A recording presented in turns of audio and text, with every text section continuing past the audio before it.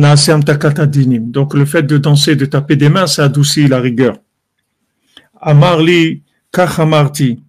Rabbeinu, il a dit, voilà comment je dis.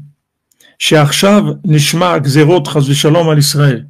Maintenant, on a entendu des décrets Chaz v'Shalom sur Israël. V'hine olchim umamshichim lavo yemei hapurim ha'ele. Maintenant, il y a les jours de Purim qui sont en train d'arriver. Qui a Torah azot nemra samour le Purim, parce que cette Torah elle a été dit proche de Purim. Yu Israël merakdim ve'imchauchaf. Et Israël, ils vont danser, ils vont taper des mains. C'est pour ça que je vous ai dit, j'ai parlé avec Robin tout à l'heure, et j'ai dit à Aaron, il faut, à Purim, il faut faire le maximum pour danser. C'est la chose principale de Purim.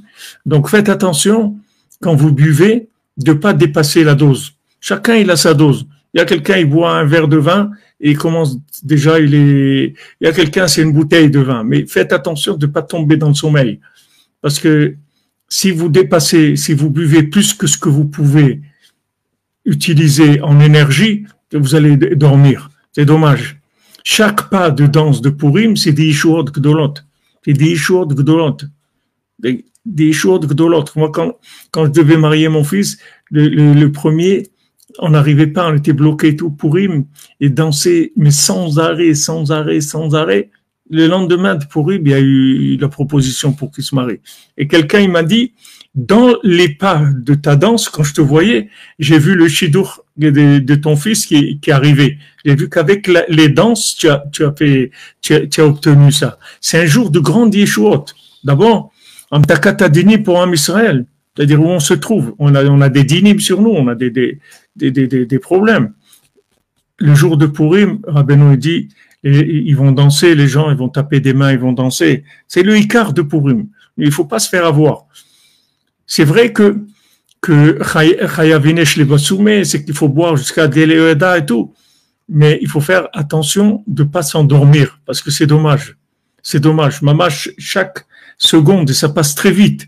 Chaque seconde de Purim, c'est dommage de maintenant de boire beaucoup et de s'endormir. Tu bois bien, mais tu fais attention de rester réveillé, tu vois, que la boisson, elle te fait pas basculer dans le sommeil. Très important. Même que c'est une mitzvah de boire et jusqu'à que tu sais pas entre Haman et tout ça, c'est quand tu restes réveillé. Mais si tu vas dormir, et il y a même des gens, bon, ils savent pas ce que c'est Purim, mais c'est que Rabbeinu qui peut nous enseigner Purim. Il y a personne dans le monde qui sait qu'est-ce que c'est Purim. C'est-à-dire qu'ils savent même pas faire Purim, ils savent pas les gens. Là, ils font la Megillah et tout, mais le Purim lui-même, ils savent pas ce que c'est.